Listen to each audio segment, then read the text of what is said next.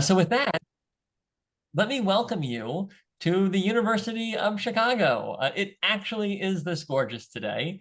And we show this because even though this is a primarily online degree, the ideas and the faculty that are part of the program come from this very special place on the south side of Chicago where big ideas are born that challenge and change the world. And this is just a little bit of our campus, but it speaks to many different disciplines which are represented in the Master of Liberal Arts itself.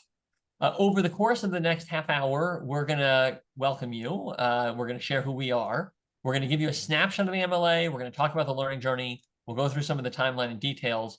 And then most importantly, we'll come to an interactive conversation with your questions. So let me start by introducing myself. I'm the Dean of the Graham School, and we are very proud to be the home of the Master of Liberal Arts. Of course, as Dean, I should not have any favorite children, but I'll acknowledge that the Master of Liberal Arts is incredibly special to me and to the school. And that's because it is the one degree in the entire university where you see across all of the divisions and where people truly come for the vision of the university, which is to let knowledge grow from more to more and so be human life enriched. And so I'll share more over the course of this information session, but just wanted to start that part of my introduction of myself is that I'm a firm believer in the lifelong liberal arts and see the MLA as an ultimate role model for those values. And with that, let me introduce Tim Murphy. I'll turn it over and he can talk about his role as director of this program. Yeah, good evening, everyone. My name is Tim Murphy. I serve as the director of the Master of Liberal Arts program here at UChicago. I've been working with the MLA for a little over 8.5 years at this point. And prior to that, I was a student at UChicago. I studied history in college and came back a few years later and took a master's. The MLA is a gem of a program for some reasons I'm sure we'll get into tonight. So I'm very excited to be here. And we're turning it over to Beth next for an introduction. We are, yes. And Beth is, in addition, and probably more relevant to what you see here, about to be a graduate of the MLA. She is a month away from the finish line. So Beth, take it away.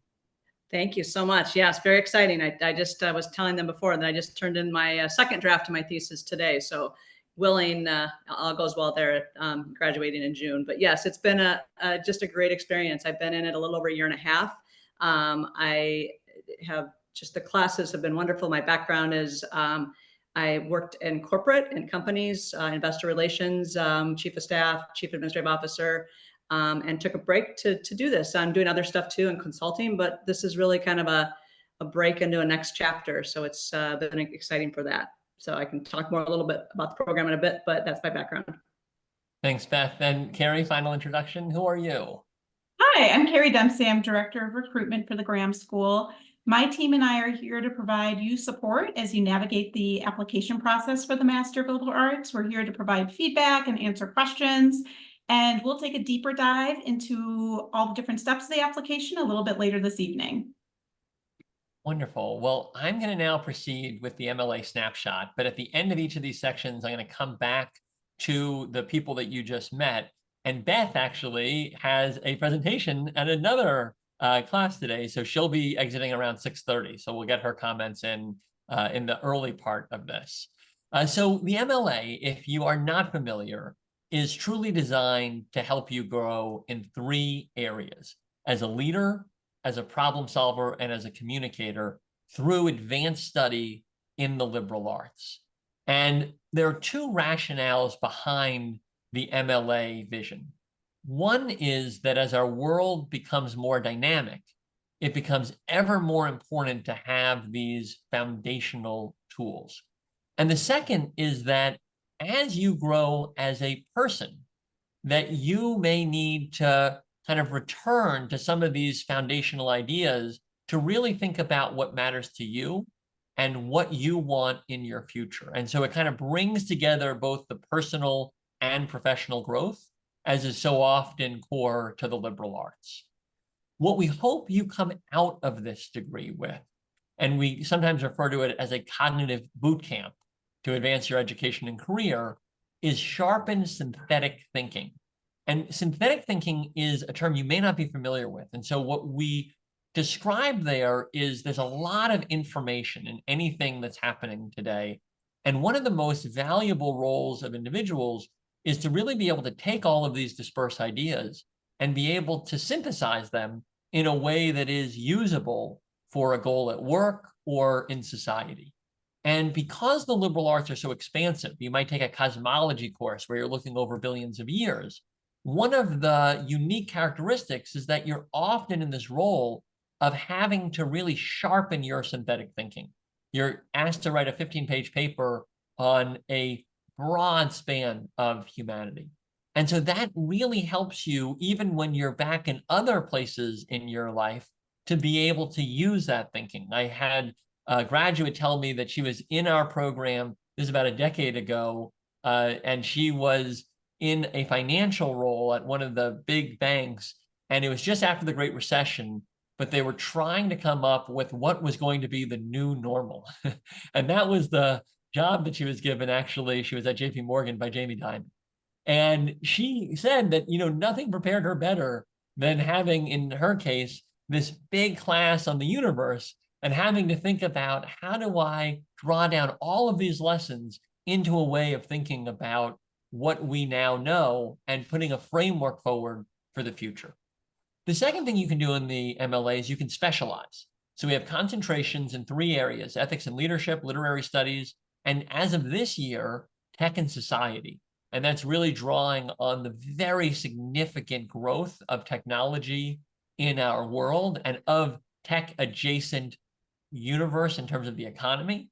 And what we're asking are a lot of those timeless questions about how to think about these technologies in a humanistic and ethical sense. And then finally, it is a very special community. So you join a community of accomplished peers and you build friendships and relationships that are critical to both networking and to life enrichment. In terms of who is in the MLA, the individuals that are typically coming through our doors are people that may already hold a graduate degree, that reside often in executive leadership, and that have approximately 2 decades of professional experience. And you might look at this group and say, are they really coming back to school? And one thing that is true today, more so than ever before, is that because of longevity and the dynamism of our economy, people are investing in their learning and leadership at much more of a midlife stage than they might have in the past, where you might not expect 30 more years to use it after your 40s. And so we're seeing that in the MLA. And for people that are thinking about joining the degree, one often question is, well, who would be my peers? And am I almost too experienced? And so we just share this as a way of understanding who are the core people that are in, although we're fortunate that we do have a very multi-generational atmosphere, and we have everyone from people that are, 5 to 10 years out of their undergraduate years all the way into their 60s and 70s. These are some of the words that we think define our students at UChicago and certainly in the MLA. They're individuals that are deeply curious, that want rigor, that have a penchant for innovation, and that are highly collaborative. But let me not be the one telling you all about this program, because we have 2 experts in the room, Tim and Beth. And Beth, maybe I can start with you. Can you talk about why you chose to pursue the MLA? And in your case, you had an MBA, if I'm remembering correctly. So, how you saw this as complementary to the degree you already had. And I'll take down my screen so we can see you, and then we'll bring it back up in a little bit. Sounds good. Thank you, Seth. Yes, I do have an MBA. And I should have said that in the introduction. I have an MBA, and I really started looking at this program like in 2018 when I met Tim and had some conversations with him early on the thought of expanding and going beyond. I have a journalism and MBA, but to think about it differently. So I made the decision at that time to do that, to kind of learn new skills. And as you described well, that's exactly what I had to do. And kind of at a path where I was wanting to add more education, and I'm a lifelong learner. I'm curious, and it really fit just the way that it was structured. And I can tell more about my experience. Does that answer your question? It does. I mean, maybe I'll take a double click because, as your professional career progressed, you served as a C-suite executive in a number of industries. Now you're in a consulting career, you're an advisor to a lot of executives. Can you talk a little bit about how the MLA has helped you think about leadership and what you see as the value of the liberal arts, and maybe even contrast that, because obviously your MBA really helped your leadership as well, but in a different way. And maybe you can just kind of use, leadership as a way to draw out kind of how, this experience uniquely helped you. Absolutely. And I have the leadership and ethics concentration. But you're right. I had a lot of experience working as a leader, executive in companies. But this helped me to, especially at a kind of a crossroads point in my life, where now I'm after this gonna launch a new direction. And it gave me it's the critical thinking. It's and you're sitting in a class and you have Socratic approach where you're talking, as you mentioned, cross-generational folks and people who are very smart and led by professors who really help you think better, is I guess a good way to put it, and more deeply. Whereas an MBA, which was a turning point in my life when I got that in my 30s, was something that taught me technical skills and new language, where this taught me the new language of thinking. Yeah. Thank you, Beth. Tim, you've seen hundreds of MLA students. Can you maybe just generalize a bit? Beth is giving us one example of why an accomplished professional comes, and in her case, kind of uses almost as an inflection point. Can you talk about kind of a few other examples of why students pursue this degree? Sure. We group them into a couple different categories. That might be the best way to get at this question. The first category that comes to mind are leaders in tech, and they're top of mind because the Tech and Society concentration launched earlier this year, and this group is our most rapidly growing segment of our student body. So I'm thinking of a student who is the chief tech officer of the Dallas branch of the Federal Reserve. We have a new student that started with us this fall who's a senior product manager at Microsoft. And they tell us that in their day jobs, they feel that they've already mastered the how of the technology, but now they're interested, and their roles and their careers demand them thinking the larger questions, the why and the ifs. They're pursuing the MLA to acquire new perspectives on these technologies and how these technologies both further their company's mission, but also impact the broader society. So tech leaders will be one category. Another, business leaders has always been a sizable portion of our student body. This is largely just sort of echoing what Beth said a moment ago. But they're coming to us for that cognitive boot camp that you mentioned a few minutes ago, Seth. They're here to hone their critical thinking skills and sharpen their ability to see the big picture. And a final category would be people in communication roles, which is a bit of a catch-all phrase, but fields as diverse as marketing, journalism, and strategic communications. Students come from those different fields. One of our students that's going to be graduating alongside Beth next month is an investigative reporter for the Chicago Sun-Times. And unsurprisingly, students in this category, they come into the program already strong writers, but they're looking to hone their craft by being made to write in different disciplines and in areas and ways that are different than what they do and they've mastered in their day jobs. And folks like that tend to pursue the literary studies concentration for obvious reasons. Reading some of the masterpieces of the human literary tradition helps them reflect on their own writing and improve in that regard. Beth, I know you'll have to, exit. So I have a couple more questions I want to get to you before that happens. You're now nearly through the program. I'm going to walk through the elements of the journey, but can you just describe the journey in your experience? Kind of what is the educational experience like? Who's in the classroom? Just kind of, speak to what it is like to be an MLA student. You're right. It's, you have a variety of classes and you'll talk about the requirements, but they're very interesting. Like I had a climate class, neurobiology of everyday life, some versions of the apocalypse. So there's a broad range in topics, and you're in and I had, I took a couple on campus and a residential seminar and one through another program. But most of them are online and they're small groups and and I have my class here at 6:30, as you mentioned. Very, very, it's sometimes you're sitting around talking with friends, but in a very focused way. And the materials that augment the classes are stuff you would never read or never have read. I think about like the art of leadership of ancient leadership class I took. I never read Plato. I mean, things that I know about and didn't have the opportunity to really go and do a deep dive. You do close reading. And then, so that's the classes. Then you have people ranging, I think the one thing that ties everybody together is their curiosity and interest in learning.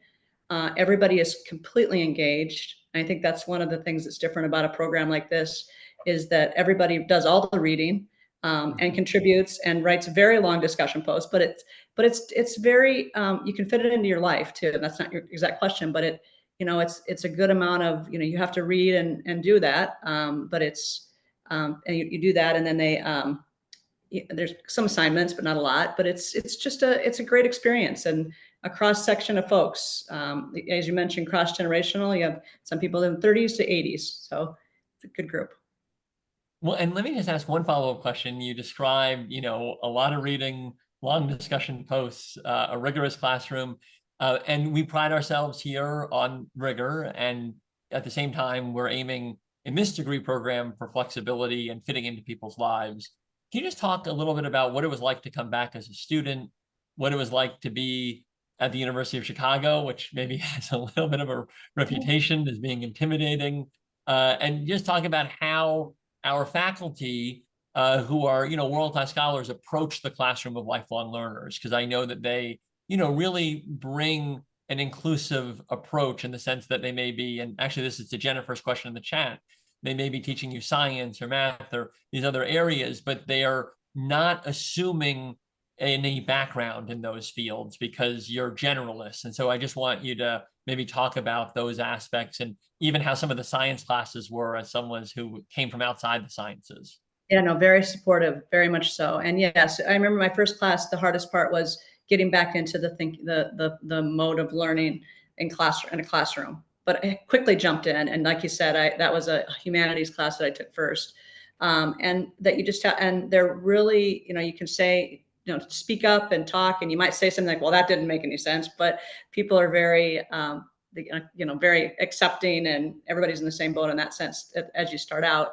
But to give you an example, I took a class, the environmental class, which was a science-based class. And we had to review articles. I mean, you had to read scientific articles and then present them. And at first you think, oh my gosh, how am I going to be able to do this? And by the end, I was an expert at it. We all we're really good about it. And that was the comment where somebody said, this is like sitting around talking about science with friends. And they are very inclusive and it builds up to it too. It's they're in piecemeals across 10 classes, so it's a very it's robust and good conversation, but it's also very very comfortable and accepting as a group, led by professors that make that happen. Beth, before we let you go, I want to just see now if there are any questions for you as a student in particular. We'll come to questions generally in a little bit because we want to lay out more information, but just given Beth will be a student very soon in her class, and I as dean never want to get in the way of our students learning. Any questions that you want to ask Beth before she exits? Anything you're curious about? Feel free to chat it in or just unmute and ask directly. Has there Yeah, been go any, for it, Carrie. has there been any parents or mommies or dads of young children in your classes? Oh my gosh, that's one of the best story on that. Yeah, absolutely. In fact, there was one woman, she's actually from China because we also had people from different countries. And the kids would stop by and wave at the camera and yeah, absolutely. A lot of that happening. And the way it works is you have class, like tonight, I'll have class from 6:30 to 9:30. And we take a break about midway through. And in the break, you go on break, but sometimes you'll see kids coming in and they want to get on and be involved too. So that's part of the fun when that happens. So absolutely. And it's like you mentioned there, I mean, people have a life. So sometimes you have to come in late or you have to, listen to the recording, but the key is you really want to be there. That's part of it is, and I'm just excited to be there in the class, but yeah, no, there's definitely people with kids. And, our faculty really do want to be inclusive and, it's not uncommon someone needs to turn off their camera for a moment, or they need to have someone on their lap for a moment, or, those types of things. And, our aim is to bring learning everywhere as a school. And so we really want to meet students where they are while they still are very committed and, doing the work, so to speak. So thank you, Carrie, for raising that. We should actually proactively include that, I think, in the future, to let people know that we want people who have busy lives to be able to be part of this. Also with papers and stuff like that, they're very, if you have something coming up through work or something that you have to do, or family event, you have to, they work with you on timing and things like that. And then the team, Tim's team and folks are really supportive and helpful too in the process, and making it very seamless, and registering and making sure you get things done when you need to. Ryan, I saw you came off mute. Did you have a question? Yeah, so I wrote it in the chat as well. Ryan Trich, Phoenix, Arizona. Great. Thanks so much. Thanks so much for having this session today. Curious, Beth, how long it took you to complete the program? I know it can be paced differently, so I was just curious how long it took you. Yeah, I took the aggressive pace, I think, some might think. I started in September of 2022. But I took a couple times where I took classes like 2 at a time, just because I'm, have a little bit more flexibility right now. So I did it in about like a year and a half. So whenever that is. Okay, but great. I also know people, some of my class members, I think you have up till 5 years. I have some that, and I'm sad. I'm sad about graduating, because I really enjoy the classes and that I'm done, but doesn't mean I can't come back and take other classes. Right. I do have one other question. If the summer, spring, Yeah. and fall list of courses is up to date, I don't know if that's for this year or if that was for last year, the one that's on the website. I think it would be last year that Okay, you got would see up there. We do have courses on the website, and then there's also an additional tab on the courses page where you can click in and you can see all of our prior courses as well. So there are some current courses on there, and then you can see all the prior course listing too. And one more question, I think as much for us as for you, Beth, but it is in your name. They say, do they have a PhD if you wanted, Beth? And I will share that we do not at the Graham School have a PhD, but there are a handful of people. It's not the typical, but there are a handful of people who, after the MLA, may decide to pursue additional advanced graduate study, including potentially PhD or other types of advanced professional degrees, advanced degrees rather. And I mean, Tim, I remember one of ours just got into that South Asian studies at Harvard. Yeah, so I mean, that was just in the last few weeks. So that is not the typical route. Most people do see this as a kind of terminal degree, but that is not uncommon either, that people see this almost as a way to re-energize academically on pursuit of even further development. And I could just quick speak to that, because I'd like to get a PhD or a doctorate. And I looked at those programs extensively before I came into this program. I mean, and still have throughout. And I probably will go on to do that next at some point in the future.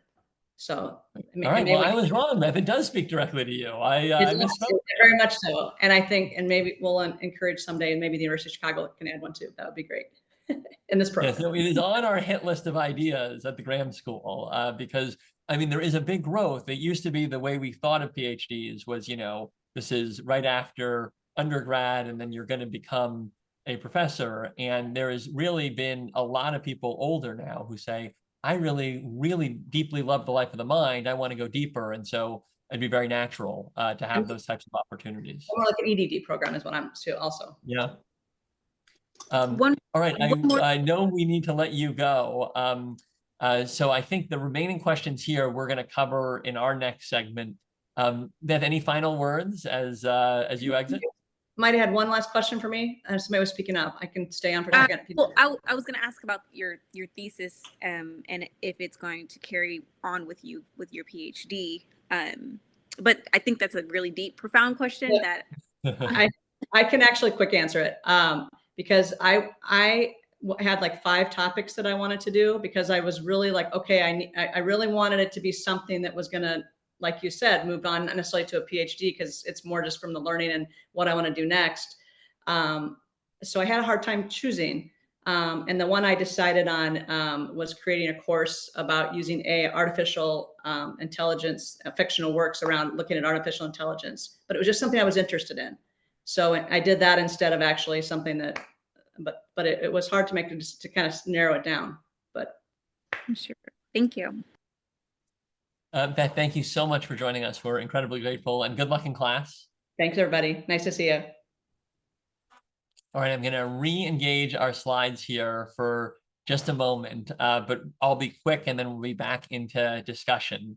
So having given you the why and given you a glimpse into the how in Beth's story, let me just walk through the nuts and bolts of the Master of Liberal Arts. So the core is 4 courses that you take, one in each of the divisions of the university. To Jennifer's question about what kind of background you might need, we specifically ask the science teachers to have in mind a generally educated audience, but a non-expert. And so they often will take classes that they teach and get rid of anything in it that has a prerequisite and really be looking at the theories rather than the application where you might need quantitative or other dimensions. And as an example, a number of our teachers in the sciences actually are in the process of writing, for example, trade books for a general public, meaning they're writing something that you'd find at Barnes and Noble.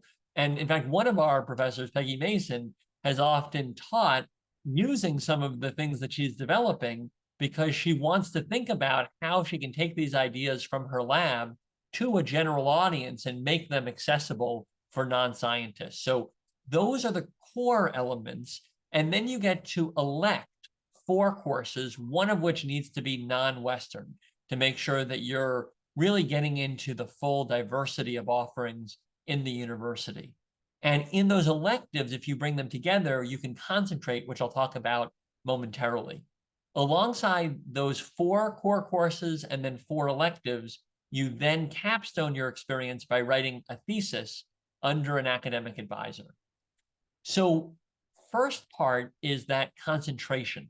If you decide that you're going to have your electives align, then you can get a concentration alongside your degree in one of 3 areas: ethics and leadership, literary studies, or tech and society.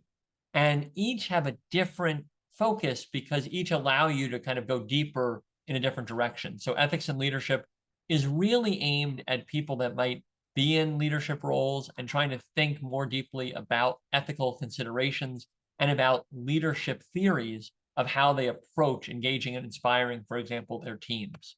Literary studies, you're reading great books. This is more for people that are thinking of this as a life of the mind effort, and they may be looking, as Tim mentioned, to strengthen their communication and their narrative and their ability to tell stories. And then finally, tech and society is for those individuals that are often in tech or tech adjacent fields and thinking about, how do I use the liberal arts to really think deeply about the why of the big questions that now we're able to answer in technology form, but we're wondering how they impact society. These are just a few of the examples of the theses that have then come as individuals' capstones. And what you see here is very different topics. They are customized to individuals and their passions, and they often bring in unique capabilities of the university that individuals who are in the MLA observe because of their studies and then want to go deeper into. I'll just share that we see 4 unique characteristics that we think really make the MLA experience very special. The first is that we choose faculty who are skilled facilitators. So these are not lectures. You are equally in charge of being the knowledge source in the room. And we say that some of the wisdom comes from the faculty, and some of it comes from your peers. And you are one of the contributors to that classroom. And so they really use Socratic method as a way to make sure that you are engaged and that you're co-constructing knowledge. We are very convenient. We only do synchronous. So There are some programs where you're getting a lot of the content in a video recording, and we believe in the power of small rooms and deep discussion that are live. We also really believe in the exchange of ideas. And a final piece related to that is that the University of Chicago is a place deeply committed to diverse lived experiences and to all viewpoints being in a room so that you can really learn from one another and from the experience of being challenged. I'll just share that we are fortunate to have very eminent faculty. We choose people who we believe are not only world-class scholars, but also world-class educators. And something very important to us is that education is a primary motivation for the people that elect to teach in this program. And then finally, I want to acknowledge that while this is an online degree, we have many opportunities for you to actually be in person. And because you're all over the world, what we've done is we've set it up where you have a week in Hyde Park where you can accomplish an entire course. And that means that even if you are not in the Chicago area, you can come, be part of an in-person experience, get to know your peers, and then when you're back online for other courses, you have that additional context and connection to the program and to the student body. And I'll just mention that the next residential seminar is an epic week with Homer. That's going to take place in August. And there are ways that if you're interested in glimpsing into the MLA, the residential seminar is an experience that we've set up where you can be a full-time student or you can have a glimpse in experience. There are a number of different opportunities that go alongside all of that core. We have academic advising, we have a writing support, a person who is one of the most gifted in really the craft that helps you in your papers and your thesis. You get access to one of the great libraries of the world. We have a very vibrant alumni network that is the universities as a whole, and that gives you access to great relationships across many industries. And then finally, we have ongoing virtual and in-person events to connect the community outside of the classroom. But let me not share all of this when we have the director of the program in the room. And so, Tim, you've seen into scores of classrooms. I talked a little bit about what's distinctive. You just want to add your 2 cents on what you think is distinguishing about the classroom experience in the MLA? Sure. So the simple answer is it's the students that make the MLA classroom so distinctive. And that's because of our Socratic seminar approach. Not only do the classes meet live, but there's very little lecturing. It's all a conversation among peers around the Zoom room. So peers learn from one another just as much as they learn from the faculty member. The students, as we've mentioned here a few times, they're all smart, intellectually curious adults, but from different walks of life and different perspectives. So in an MLA classroom this week, you'll have a lawyer, an FBI agent, a high school English teacher, and a financial analyst, all engaging in the same idea, discussing the same concept or topic. And so the conversations that result from that are, I mean, of course, instructive for everyone in the room, but also just usually very riveting. The term spirit of joint inquiries captures the dynamic pretty well. There's disagreement and there's debates, but it's all done respectfully and collegially, all trying to get the group a little closer to truth and understanding of whatever the topic happens to be. And you know, the best thing I could say about all that is that the faculty are just as eager to be in the room as the students are. And it's not uncommon as we're planning the next year's academic schedule. We have more faculty who want to teach in the MLA because of this dynamic than we have open spots for them. And then, Tim, we talked about how we are a rigorous place, but we really have a lot of support and we try to be inclusive for people from lots of different backgrounds. Can you just talk a little bit about the resources and maybe the ones I talked about, a number that you see as most valued by the students? So our program staff are deeply committed to student success. There's tailored academic advising for each student every quarter to figure out which class both will meet the requirements, but also meet their goals and their interests. The faculty are another big resource, but Beth had mentioned this a little bit, but they're very committed to their student success. So that comes in the form of being understanding when life gets in the way, being a little flexible for paper extensions, that sort of thing. But they're also very generous with their time in office hours and being available outside of class. And I have to underscore, your comment about our writing advisor, Millie Ray. Universally, students will say toward the end of their career, I wish I'd worked with Millie sooner, because the title writing advisor doesn't really scratch the surface of what Millie does for our students. From the beginning, high-level work of sort of structuring the paper and organizing the arguments down to the nitty-gritty sentence level of how to improve writing. Millie's all over that, and like I say, the best way to sum up Millie's work is at the end, students always say, I should have started with her earlier because, I thought I was a good writer, but Millie just opens up all these other doors for academic success. Well, I want to bring back my slides for just a moment here, because I want to just show how people potentially take next steps, but then we will come right into interactive questions. So let me just share briefly. Actually, let me turn it over to Carrie. I'm forgetting here. Carrie, can you walk us through as our recruitment director? Thank you. Certainly. So we have a couple of upcoming dates to mark your calendar with. One is September 3rd is our hard application deadline. I know that sounds very far away, but you're going to see on the next slide that there are quite a few steps in the application process. So don't wait until the end of August to start it. We really encourage people to start the process and submit as soon as possible. And then the first day of class will be at the very end of September, September 30th. So digging a bit deeper into the application process, the first item is a writing sample, and we are looking for a longer piece of content here, probably at least about 5 pages long. You don't need to create something new here. Most of our applicants have a piece of writing that they have done at work. Maybe it's a report that you worked on that they can submit as the writing sample. If you're uncertain if something would work as a writing sample, you can feel free to email that over to us, and we will take a look at it and provide you feedback and let you know either, yes, this is sufficient, or we can look at something else, or maybe there's something new that you can write. So a lot of our students who don't have something that they can readily use as a writing sample, they might write a review of a play or a movie that they saw. This is really, we really, look at a variety of different options for that piece. Any time that you save by submitting or repurposing a writing sample that you already have, we strongly encourage you to use that time on your candidate statement. This is such a critical piece of the application process. It really allows us to understand your motivations for wanting to take part in this program and how you see it enriching your lives. You also need to submit 2 letters of recommendation. This can sometimes take a while, so please start having those conversations now with people that would be writing this recommendation for you. A lot of times this is the piece that we're waiting for at the end.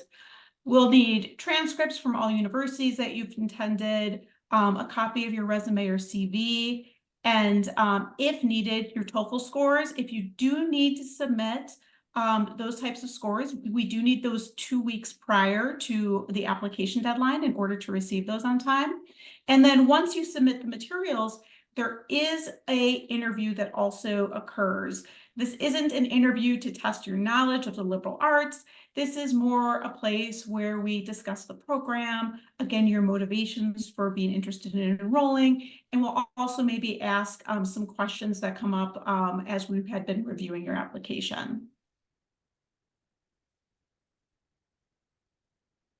Moving on, if you are admitted into the program, tuition for the upcoming academic year is going to be just over $4,000 for each course. Based on next year's tuition, the total cost of the program would be just over $37,000. So there are a variety of different ways that students look to fund their education. One is we do have merit scholarships available. If you are interested in being considered for a scholarship, we encourage applying early because we do review applications for scholarship consideration as they come in. So please apply early if you do want to be considered for a scholarship. Financial aid can also be used. So there's a couple types of financial aid. If you are planning on only taking 1 course each quarter, you will need to look at private loans. If you are considering taking 2 to 3 courses a quarter, you can apply for federal financial aid. So that is an option. But you can't only take one course a quarter in order to be considered for that. We also heavily encourage you to go talk, if you are working, go talk to your employer. Many employers have tuition reimbursement benefits. This is certainly a program that will grow your soft skills, your communication skills, your critical thinking skills, and provide end benefit for your employers. So do explore that as an option. We see many students do that. And there is a $75 application fee. I forgot to mention that on the last slide. Great, and now we are at your questions, and we are eager to answer anything else that you may want to ask. There are some questions in the chat already, so I'm going to start with those. Tim, I should know the answer to this. I know that we appreciate people's experience, and often they have a decade or more of it, so GPA is not the only criteria by any means, but is there an undergraduate GPA requirement? No, we don't have a listed minimum undergrad GPA, but to finish that point, one of the reasons we don't do that is because somebody in their 50s or 60s with a accomplished professional career will weigh how they did as a 20-year-old undergrad less than we would in other cases. So it's a balancing, it's definitely a balanced approach. But the short answer is no stated undergraduate minimum GPA. Carrie, to your question, we have a place in the application where you can state your desire to be considered for a scholarship. And so that's the way that you would let us know. And we're very grateful to consider candidates and very fortunate to have philanthropy to be able to invest in incredible students. And sorry, to add to that, is that a full, I've been on a merit-based scholarship at the Culinary Institute of America, and that was a full scholarship. They covered everything. So is this, that would be a full scholarship? Could you do 2 concentrations with that scholarship? How does that work? Yeah, so we don't offer full scholarships. There are scholarships that make the program more accessible, but they offer partial support. And then the additional concentration ideas, there is the possibility of being considered for those, but the initial support would be for the degree. And then that would be something considered later, because you would go through the degree, concentrate, and then you could take additional courses to do a second concentration. But the scholarship that we give out in the structure is for the initial degree, and then is considered on a future basis for additional courses beyond the degree. Other questions? I see, is there an application waiver? Oh yeah, go for it, Carrie. There's a need-based waiver. So if you do, if you want to apply for that, if you want to reach out and email us directly at mla-admissions@uchicago.edu, we can work with you on getting you the proper code in order to use that application waiver. Right, and I just put that in the chat for anyone who may need that waiver. Well, then if I could hop in real quick. Hi, everyone. My name is Tom Shannon. I am an enrollment counselor here for the Master of Liberal Arts. And a question I receive often, excuse me, on the application is about recommendation letters. So in your application, you will enter the recommender's contact info. They will receive an email from the university with what we're looking for in the letter and instructions on how to get it uploaded directly to your application. So as far as recommendation letters go, we try to make it as painless as we can. But to second Carrie's point, they do typically take the longest when submitting the application. So I do recommend getting that information in as soon as we can. Any other questions that you have? That's like your boss, your maybe contract person, or I don't know, a professor of past universities would be considered good for that, right? Definitely, yeah, those would be yes. great examples. Exactly. And for many, it's because their undergrad was, long ago enough. It's a work colleague or supervisor. But we certainly welcome people to submit from past faculty if you still have those relationships. No, so there's not a track directly to PhDs after this. It is a degree where a number of our students who do really well do then apply for different types of EDD or PhD opportunities, but we don't have a direct track, and this does not kind of stack up in that direction as a kind of automatic matter. Any other questions? I see that we've covered the ones in the chat. We'll wait one more minute here to make sure. Anything else you want to know? So, Oh, sorry. I am the questionnaire person. Yeah, that's great. Well, we're big believers in questions. That's part of the Socratic dialogue. So we would start September 30th, but expected graduating time is like in 2 years, or like she said, up to 5.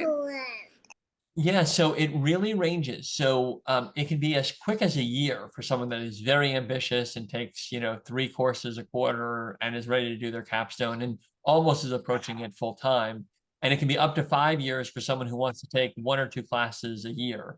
And then it's everything in between. So I would say, and Tim, I'm looking to you, 2.5 years is around average. I mean, people are kind of taking 1 a quarter, and some people decide to do summer, and some people choose summer off. So, it's in that 2 to 3 year range on average, but there's a lot of flexibility depending on, your availability of time. And, with your earlier questions about, being a parent and some other commitments, I think, thinking about maybe 1 a quarter, that's a 3 year, if you're taking off summers, opportunity.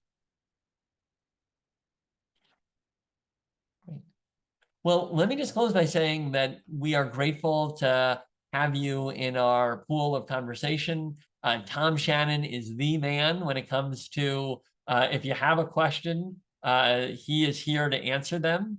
And we are really excited to be in conversation with you because we believe passionately in this degree, and not only what it can do for individuals in their careers, but also what it can do for our society as individuals become more connected to these thoughts and really try to apply the liberal arts in the world. So thank you so much for being here, and enjoy the rest of your day.